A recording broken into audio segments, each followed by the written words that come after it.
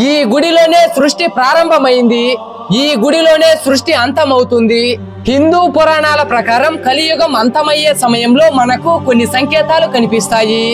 బ్రహ్మం గారు కూడా కాలజ్ఞానంలో అదే చెప్పారు. వీటన్నింటితో పాటు మన కళ్ళ ముందు కనిపించే మరో సంకేతం హరిశ్చంద్ర ఘాట్ గుహలో ఉండే కేదారేశ్వర్ ఆలయం. ఈ గుడిలో స్వయంభుగా వెలసిన శివలింగం ఉంది. ఆ శివలింగానికి పైనున్న రాయి కిందకు జరగకుండా ఆపుతూ 4 స్తంభాలు ఉంటాయి. ఈ 4 స్తంభాలు 4 యుగాలకు ప్రతీక.